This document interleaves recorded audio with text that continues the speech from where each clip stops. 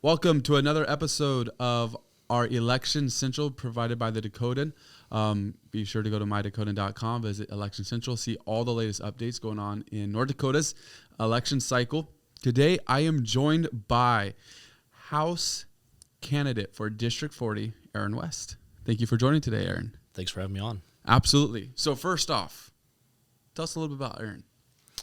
Yeah, so I was born in Florida, Central Florida. So we're Gator country. And with that being said, my family moved to California, and from there, about 2010, 2011, we moved to Colorado, which is where my dad was stationed at Peterson Air Force Base. We lived on the Air Force Academy, so I had a great educational upbringing.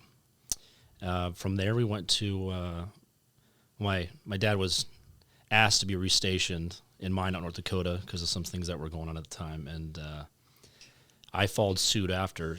It seems like we have a tendency to take flight from circumstances in other states that are financially inoperable. Okay, I would say that. Interesting. Yeah. So, but that's an interesting statement. Yeah. It's definitely a position that I took in 2008. Okay. Getting out of high school and immediately coming to an economy where there was zero jobs. Yeah. It was bad. And, okay. I had a good friend at the time who helped me get a part-time job, but barely making it. So wow. I came up here, and all of a sudden there's jobs, and yeah, it's a little bit different. Taxes are pretty easy up here, and it was Yep. I was enjoying it. Right. It was great. That's an interesting point you make there, because they'll probably go into our conversation later. But taxes were a little bit different up here than where you were at. So we'll touch on that more later. But It's interesting to see the development of taxes as over time in North Dakota. So you're married or anything like that? I am married. Awesome. My wife Samantha. Okay. We have 3 beautiful kids, and that's awesome. They're growing quick, and they're very rambunctious. That's for sure. I imagine. So you've went out and made this big decision. You're going to run for the House seat in District 40. Absolutely. How'd that come about? I'm very much a behind-the-scenes kind of person. Mm-hmm. I like helping out where I can, and I like, turning knobs and moving things around and seeing how they play out. But, this cycle we have, I think we have a lot of new blood pumping into the state in regards to, turnover and whatnot when it comes to the legislature. And there's quite a few pressing issues that I want to see addressed, and I really haven't seen a whole lot of people address, those 3 main issues. Okay. And that's, for me, I find them to be very pressing, at least for our state. I think as a state, we're at a crossroads right now, and I think we have to be very careful, and we have to take a very calm and steady approach. This is a question that I had on my list to ask later, but let's talk about the state of North Dakota politics in general. North Dakota's been stable for many years in politics. There's been some turnover between parties. Mm-hmm.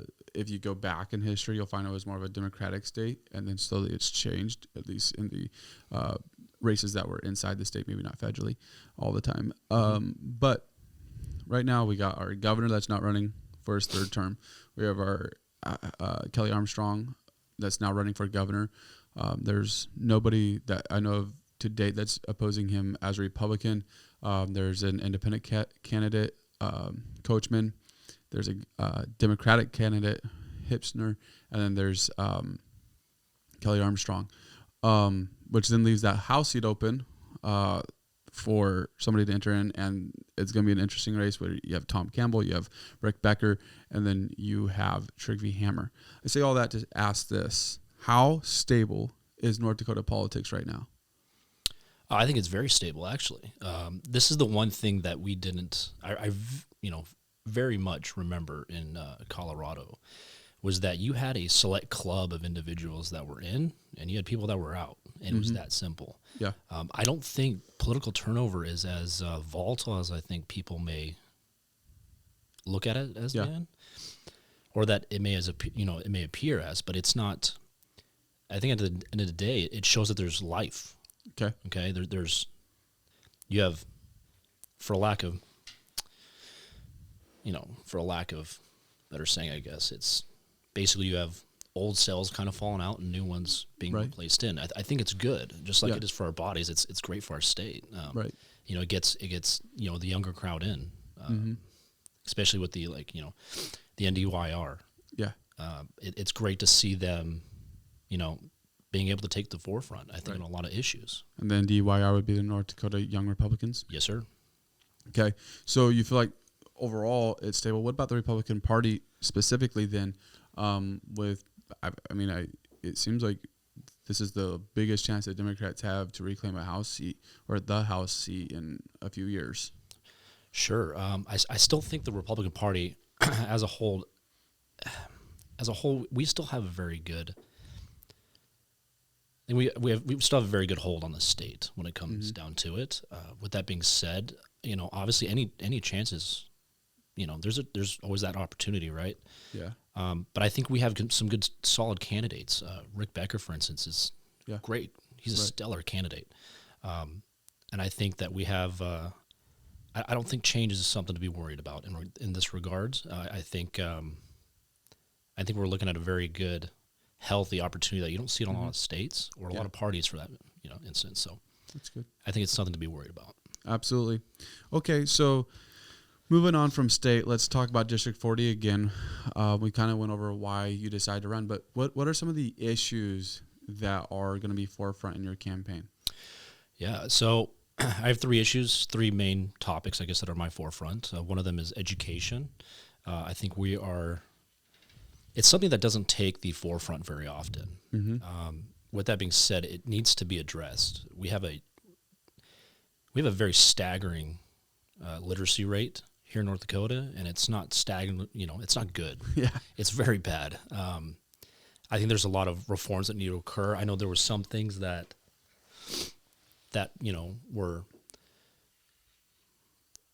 we were told that there were certain things that we didn't agree with in regards to education, and Right. and we were told, we've removed those are no longer in our curriculum, and come to find out that's it's very much still there, and our literacy rate has not gotten any better. I mean, I believe your seniors this year, because this study was taken last year, so they were in 11th grade at the time, and their math literacy rate at that time was 30%, I believe, for math literacy. That's a little bit low. It's very low. It's pretty bad. Yeah, Right. and so these things need to be addressed. I think there needs to be more of a local control in regards to education. Right. It needs to be fought for. These are the people that are going to be in the community getting jobs here soon. So that is important. What do you feel about homeschooling? I personally don't do it for other reasons.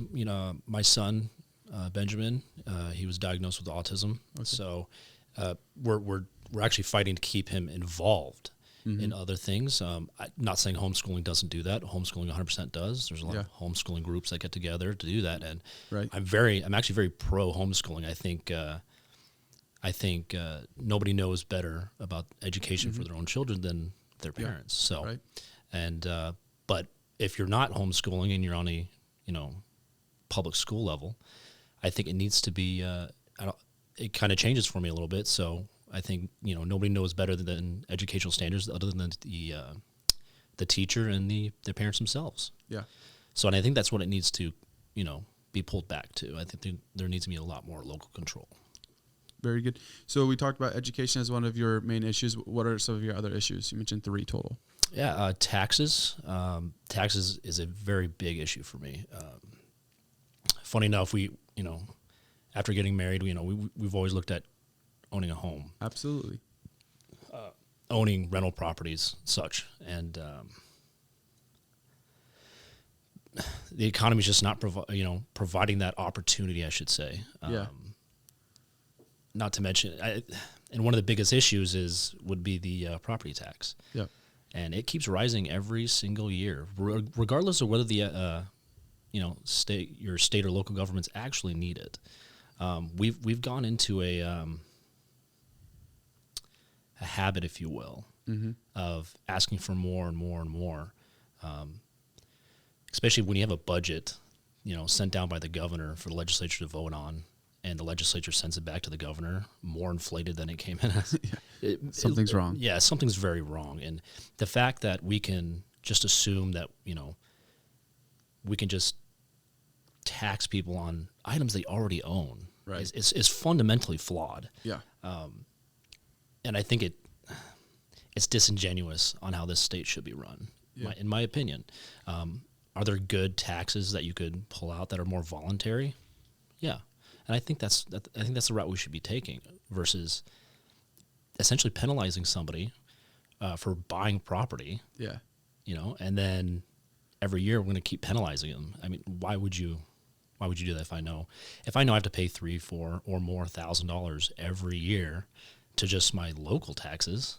It's not even counting for state taxes. It's a lot. Yeah. And a $3,000 to $4,000 tax bill typically is going to be in a house that's around $200,000 to $250,000. It's not an outrageous house. No. It's very standard. So there's the petition right now that's floating around, the property tax petition. If you don't mind sharing, where do you stand on that? Huge supporter. Mm-hmm. Like I said earlier, one of the, and I'm taking a page out of another state's handbook, which is Wyoming. I really like how Wyoming does a lot of their stuff. I think they've really got their tax code down. And I lived there for a year when I was in the oil field training on some new job stuff. And, every time they wanted to build a library or another municipal building or they wanted to do something, they sent it to their local voters and they asked them, we would like to raise, our sales tax by, I think at the time it was half a penny. Okay. We would like to raise it by half a penny. It'll be like this for the next 4 years. Mm-hmm. And then after that 4 years, that half a penny will fall off, but we will have our municipal building or whatever they were trying to build at the time, which I think it was a library actually. And the voters were actually more willing to do that kind of stuff, to build new stuff, when they knew that it fell off or that it had an end date. Right. I should say that. When taxes don't have end dates, that's terrifying. And that's basically what's going on with property taxes, is what you're saying. Absolutely. Yeah, very good.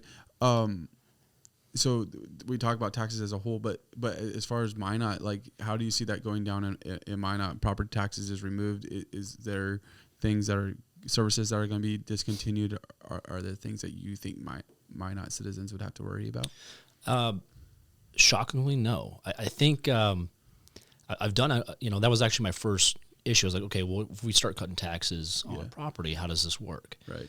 I think the state, in a whole, has a slush fund in regards to oil revenues and even local taxes. A lot of it covers our stuff already. And if anything, cutting out property tax not only is good for the citizens or individuals that live within our community like myself, but it's actually good for the government because it forces them to make sure they keep a balanced budget and they don't go over. Mm-hmm. The city of Minot, for instance, went over $2 million. Right. And then who takes the brunt of that?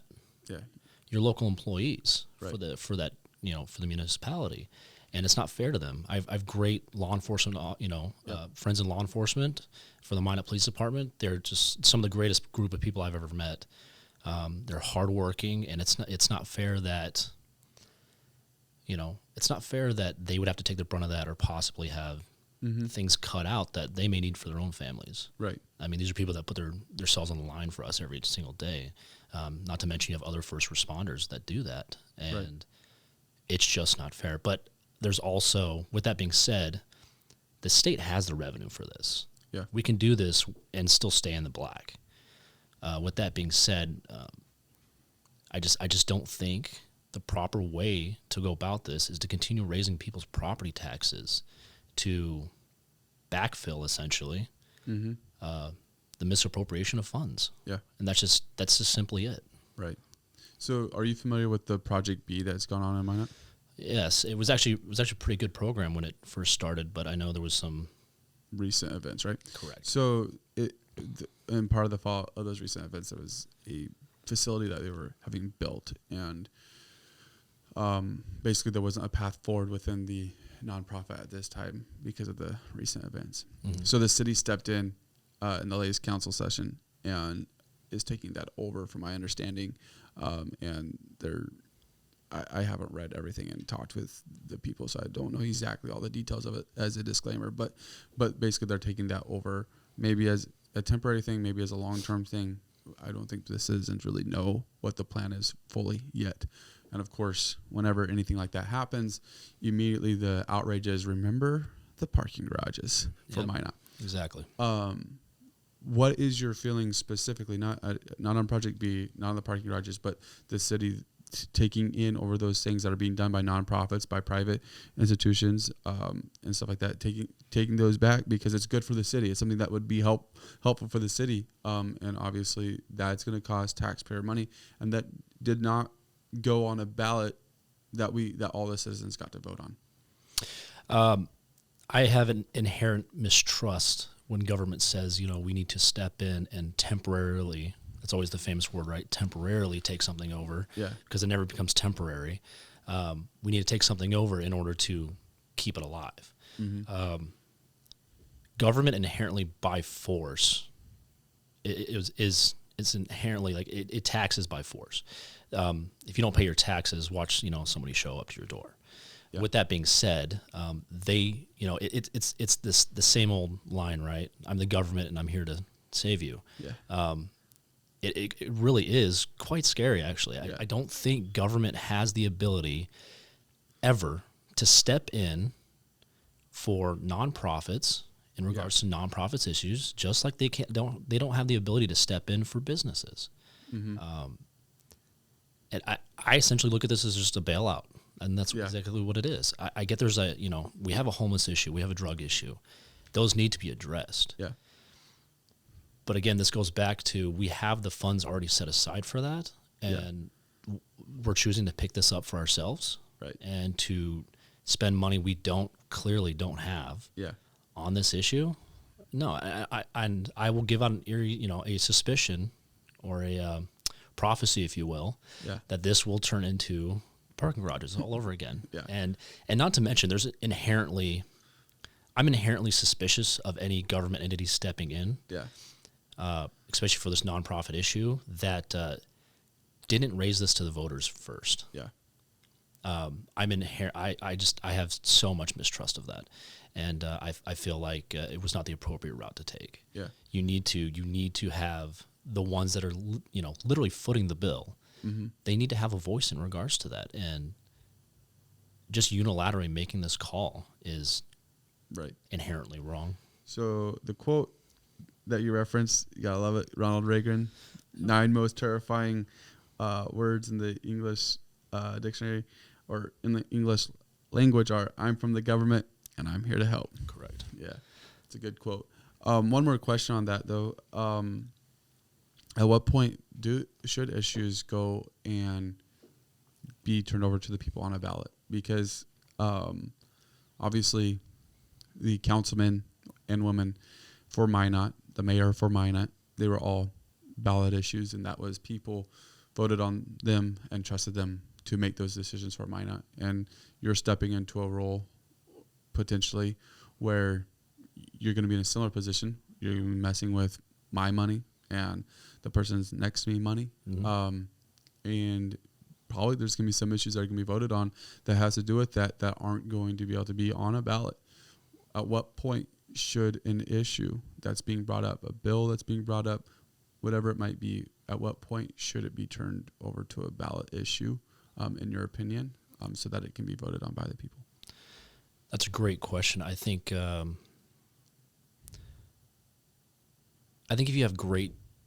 if you have ballot measures, for instance, that are in regards to, I would say, civil law, that needs to be addressed by the people because I think it inherently impacts them the hardest. Mm-hmm.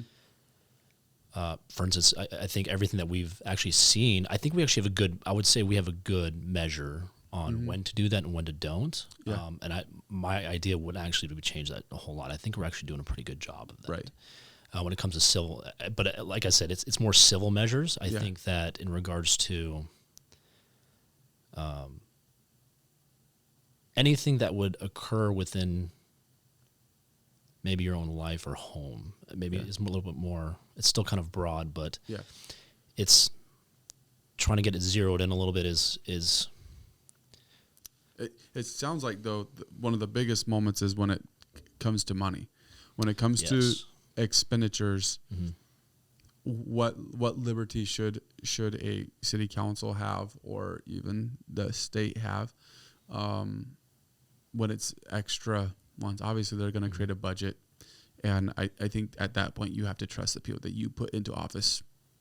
You can go through the proper channels and make your cases or whatever, but eventually we can't all vote on the budget. It can't be up for the people thing. But there are the extra expenditures that come up throughout the year that break that budget, that may go in the future budget, make it where they have to increase taxes, have to increase whatever it might be. At what point should an issue, is it after a budget's put in place, it has to be stuck to it? If you want to exceed it, it has to be voted on by the people. At what point? I would say any point where, so let's say it's the Minot Municipal Board. Mm-hmm. If there's anything that I would say goes beyond of their normal scope or what they were elected to take control of, hold on to, and to overwatch and to set budgets for, if it goes beyond that, it needs to go back to the voters, plain and simple. Because at the end of the day, we will be the ones that are saddled with that debt. Yep. If the bill, if that measure or whatever it is causes us to go over financially, that needs to be addressed by the people, and they need to have a very, very clear voice on that. I don't think just showing up and voicing your opinion at a town hall event, I can't exactly remember what they call them, but the city council meetings. Sure, city council meetings, and those would be you can do that too. I'm fine with that, but I think when it comes to measures that are going to hit individuals financially, it needs to be voted on by them. That way they have a clear understanding, and at the end of the day, honestly, it takes the liability off of city council members, because you guys voted for it. You guys were in support of this. This is what you wanted. Yeah. Absolutely. Okay, moving on to your final issue or key issue that you're running on. What is that? It'd be our current rise in crime. It's I'm starting to see a lot of trends here that I saw in other states, and primarily the states that I lived in prior. And I don't want to see that happen here. And I believe we're at I'm very sincere when I say this. I really think we're at a point of, we're at a crossroads here, and we need to figure out what is our mission, how are we best going to tackle that mission, and how we're going to implement it with success. Mm-hmm. I think we are just knee-jerk reaction when it comes to drug reform and stuff. However, I'm seeing some great stuff for like F5. I think there's some things we are doing well. So, sorry to interrupt, but F5, you're referring to the F5 project out of Fargo? Correct, yes. Okay. And it seems like it's growing, and it's getting out to more cities. And that, I don't know if it originally started, but that's part of a government program that was put out. And there's been a lot of other nonprofits that have rose up providing that, like Free Through Recovery, I believe, was the initial service or something similar to that was put out by the government, which has helped, just for the viewers and people that are listening, that's helped people that are struggling. They're in some cases able to actually have a home. Other times it's just a case manager that's able to work with them through those things and stuff. And it's been, like you said, there's been some good results from that. Yeah, and statistics too, when it comes to drug recidivism, it's actually down by about 10% actually. Wow.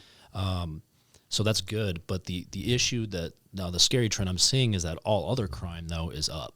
Wow. Between 3 to 10%, depending on what the crime is. I think we need to have some minimum mandatories for some crimes. One of them is, illegal drug trafficking into the state. I think we need to have some very stiff penalties in regards to, when we're talking about drugs like heroin, fentanyl, carfentanil. There's a new drug that we're seeing now, which is fentanyl laced with ketamine. Okay. And it's a very scary situation. I mean, you'll have. I mean, these people look like they're dead. Wow. And for all intents and purposes, they are on the brink. And I think we need to address that. We need to address that trafficking that's occurring here. Yeah. And we have a rise in human trafficking in this state too, but it's not very prevalent. People don't think it's very prevalent, but it's just not reported on a whole lot. No, it's not. And it needs to be addressed. At the end of the day, this is a humanitarian crisis in our own borders of our own state, right? And we need to address them. I think if you have someone that's human trafficking, we need to have some very stiff penalties for that. Yeah. We need to address what AA felonies, A felonies, B felonies look at for certain charges, and we need to gauge them correctly. I think they need to be tweaked or changed. I still feel that we have statutes that were built for the 80s or 90s. Okay. We're just not there anymore. We need to, look at this. We need to, I think we need to be clear and address the drug issue. And we need to look at more outpatient stuff for that, and maybe not, penitentiary style of rehabilitation. I think that funds can be allocated to Jamestown for this. Without having to raise the budget. These are funds we already have, and we need to do that. And when it comes to rehabilitation, I think it's kind of a forefront issue for me as well. It's honestly, I think our state's actually doing a pretty good job at it. We have a very good meld of government agencies and nonprofits that are working together to tackle this, and I think we're doing a pretty good job on that. That's good. But I think it can't be done by one or the other, right? So government has the funds, but nonprofits have that ground game, Right. So, absolutely. So as long as they can work together, I think that's the idea. But, and I think we need to continue on that route. I'm seeing good things from it. With the rise of drugs and all that's been going on in North Dakota, how do you stop it at the source? Unfortunately, we are a border state when you really think about it. Just not the southern one. Right. But a lot of the things that happen at the southern border affect us. Okay. It affects, pretty much every state, especially within this Midwest to West region. And unfortunately, those are some issues that I don't know that we could tackle just our state alone. That's unfortunately more on the federal level and, those southern border states. With that being said, I think how we tackle it, at least from our end, is to start making stiff penalties for those that are drug trafficking this heinous stuff. Right. I think it's just, it's literally killing people in our community, and I feel like we're not addressing it as much as we should be. Right. We need to have stiffer penalties. These people need to know that if I traffic this drug in here, not only is my case probably going to go federal, but at the very least, if it doesn't and it goes to the state of North Dakota, that I'm probably looking at 40, 50 years, right? And we're not doing that, and that's I think if we get them to the point where they're more afraid of us than they are of going federal, then we've accomplished our mission, which is to deter, essentially. Yeah. Do the shootings? This is specific to Minot. Do the shootings that have happened in Minot tie into this issue at all? And it may not specifically tie into the drug issue. Sure. Definitely ties into crime somehow. And I don't know if reform helps, because obviously we all know typically the penalty for anything involved with guns are pretty strict. But is there something that can curb it? Because when you moved here in 2008, it wasn't that way. There wasn't the crime like that's so prevalent now. Other than the flood, that was the worst I think I had seen during that time frame. Right. But no, this kind of goes to the heart of the issue, is that crime is getting so out of hand, and the state just isn't prepared for it. And I'll give an example here. If you drink and drive and you have a minor in the vehicle with you, especially like let's say it's one of your 5-year-old children or something like that, that's an A misdemeanor, and you, at least in this county, if you pay $150, you're out of jail. To me, it's kind of a joke, honestly. Yeah, it's an like inherent joke. DUIs, for instance, $75, I'm out of jail. Wow. I come from other states where you get a DUI, it's a no bond until you go to court. Wow. Or it's $2,000-$3,000 cash before you can get out. I think we need to look at crime in a way that is more of a deterrent than it is a slap on the wrist. Yeah. I feel like this is the part where I guess that I'm I want to touch on is that, I love rehabilitation. I think those that are meaningfully wanting to get off drugs and get their life back together, I support that 110%. Right. But we can't just across the board. We just can't, do this across the board with everything. Mm-hmm. There's some, things such as murder. When you go to the state pen, there shouldn't be any rehabilitation for that. I just don't see that. You're not getting out. Right. You're done. Yes. You are now permanently separated from society, and that's how it needs to stay. But I don't know if we need to be wasting money on those when it could be allocated to those that are more meaningfully trying to get their lives together. And I think that's what we needed to do. Right. Absolutely. Definitely interesting topic for sure. I mean, we've all, well, maybe not all, but most of us have been hit with that speeding ticket. Sure. And it's been $20 or sure. or $50 maybe if you're on a state highway and you're going extra fast, but it doesn't really deter you too much. It makes you think about it, but deter you. So, and even then with speeding tickets, I just don't see that being a major issue. So, I mean, if we want to keep them $10-20, I honestly don't care. Right. Yeah. That's fine with me. But I think it's an example because it doesn't deter people from necessarily speeding. Sure. And I don't know that they need to be adjusted. Correct. But if you're in California and you're going to get hit with a $300 to $400 speeding ticket, you're going to think about it. Sure. A lot. Oh, 100%. Because I'm not interested in going 10 over and getting a $300 ticket. Sure. But if it's going to be $50 and I'm running late, maybe it's worth the risk. Exactly. Yeah, I can see that. So that being said, we've talked about your issues. I think we can see from a pretty distant perspective, but let's make you actually say yourself, what makes you a Republican? Well, I was raised in a very blue state. I have family that are very close to me that are they do not vote the same way I do. Yeah. And I love them to death. I love them to pieces. But I came to a very I guess conservative viewpoint when I saw how things were ran and how things were done and how problems were solved. Mm-hmm. And it's more of an old world perspective when it comes to solving these issues. I fundamentally believe that we have the answers for a lot of the things that that are troubling us now, and we aren't focusing on those answers. Right. We're trying to do new stuff. New isn't always better. Sometimes you got it right the first time, and we just need to stick with that. Yeah. And that's kind of fundamentally something I had seen. And, one of my favorite presidents was Calvin Coolidge. Okay. He was called a lame duck. He didn't do anything. It was nothing Coolidge, do nothing Coolidge. And, but he actually did a lot more than people realize. Okay. He cut federal budgets. Wow. He saw his job for what it should be, which is my job is not to pass new stuff, take more taxes, infringe on people's lives more. It's to keep government at bay. Right. Government, it has the inherent need to reach into things that it has no business reaching into. And that's how I look at, for instance, my campaign. That's how I look at my life in a perspective that is that, one of our founding fathers stated that if it didn't break my leg or pick my pocket, then what do I care? Okay. It's a fundamental belief of mine. And I think that needs to be reinforced. I think we're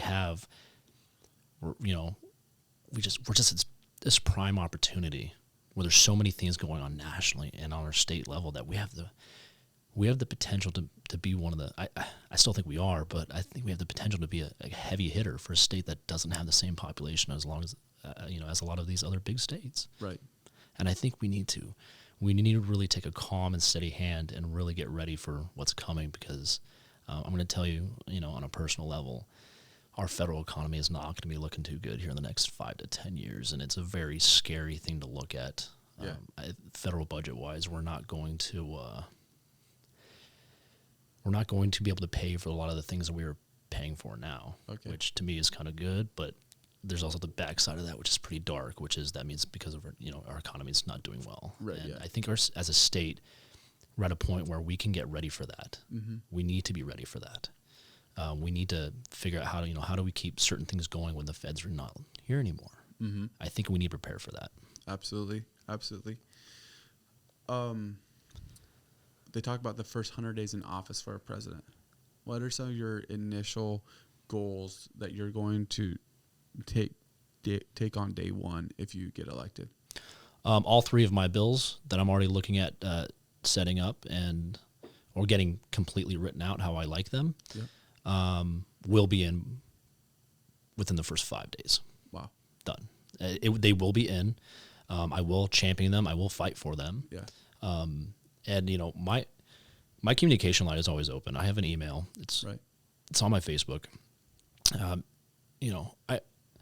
I welcome anybody reaching out to me, saying, "Hey, this is an issue. This is an issue that I think you haven't really thought about a whole lot, and I would like this to be addressed." Yeah. And I will take the time to look into that. I'm very open to see what other people's issues are and the concerns that what concerns them the most, and how they think I could best address it. With that being said, no, I'm very open to criticism. But with that being said, I'm very open to letting you know that, hey, look, I see this being an issue, but I don't think this is an issue that the government should take on. Right. This is not in their wheelhouse, and honestly, I think they're just going to make it worse, which is about 99% of the time, in my opinion. But yeah, very good. So why should District 40 vote for you, and how can they support you during this endorsing process? Well, I think they should support me due to the fact that I've been very, very active in North Dakota politics for literally since I got here. So I'm running on over 10 years now, and with that being said, it's I've helped on a lot of liberty campaigns, liberty-minded campaigns, and one of them is North Dakota Young Republicans. We did a lot of that movement, and I think we have a really good base even now of people that are involved in that. And also on top of that, I mean, I've always championed issues that were the best for my city, my state, my district, and I think I would like to see that reinforced. Yeah. And unfortunately, I haven't seen in some other cases where people have had the same concerns as me that are running, and I want to be. I feel that I'm one of those candidates that steps out, and that any support, especially on the district level right now at this time, is paramount, and especially to get these liberty-minded issues taken care of. And if they choose they want to help out, or if they choose to help out, or they were going to reach out and give support, it's more than. I mean, most of them have my number. Yeah. Everybody pretty much has my email. Yeah. Please reach out. I mean, if there's anything that you can do, or another way you want to help, please reach out. Yeah, definitely. Absolutely. I want to see a lot of. And you said if they want to reach out, they can just go to Facebook. Find you on Facebook. Yeah. So I have it's Aaron West for North Dakota House. Okay. Just reach out. It's also attached to my actual Facebook. So anybody can just look at my name, you'll find it there. Awesome. And you'll be able to reach out. My email's attached to it. If you have any questions or comments too, so you don't want to help out, but you want to know a little bit more about where I stand, please reach out. I'll answer it to you. And then at the end, I will probably snapshot your question and my answer, and I will put it on Facebook. Yeah. So just so everyone else can see what's being asked. Right. It's 100% something I'm looking forward to. Absolutely. Well, Aaron, really appreciate you joining us today. Absolutely. I think it's been a really good conversation. Been interesting to learn about your views for District 40 and for North Dakota. So thank you. Yeah, thank you. Thank you for watching this episode of our Election Central coverage here at the Dakotan. Be sure to go to mydakotan.com, click on Election Central. There you'll be able to see a database of the candidates that are running for election in different districts across North Dakota, as well as the state positions. Bunch of information on them. It's a great resource for you as you make decisions to vote this election cycle. Thank you. Be sure to like us on Facebook, subscribe to us on YouTube, become part of the Dakotan community. We would really appreciate it as we continue this work for North Dakota. Thank you. Have a great day.